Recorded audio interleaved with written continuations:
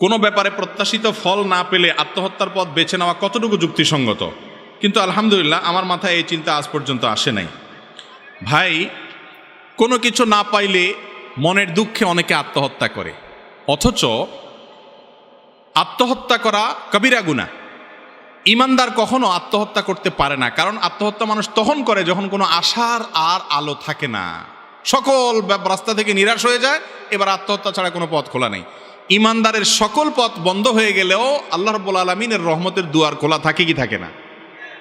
একজন পরীক্ষায় ভালো ফলাফল করলো না, সে আত্মহত্যা করে ফেললো। কেন রে বাবা? পরীক্ষা ভালো ফলাফল করলেই দুনিয়ার সব জয় হয়ে যাবে এমন কোনো কথা আছে?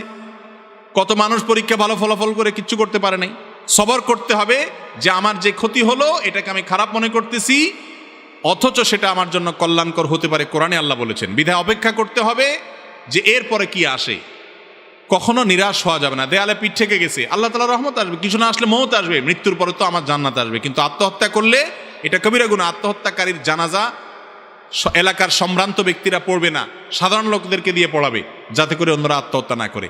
মুসলমান কখন নিরাশ হতে পারে না। আল্লাহ বলেছেন, লা তাইয়াসু মির রাউহিল্লাহ ওয়ালা ইয়াস মির রাউহিল্লাহ ইল্লাল কওমুল কাফিরুন। আল্লাহর রহমত থেকে কাফির ছাড়া কেউ নিরাশ হতে পারে না। লা তাকনাতু মির রাহমাতিল্লাহ। আল্লাহ বলেছেন, আল্লাহর রহমত থেকে নিরাশ হইও না। সব রাস্তা বন্ধ হয়ে গেছে, আল্লাহ রাস্তা দেখাবে, সবর করেন, ইনশাআল্লাহ বিইذনিল্লাহ। এজন্য মুসলমানের জন্য আত্মহত্যা করা জায়েজ নেই।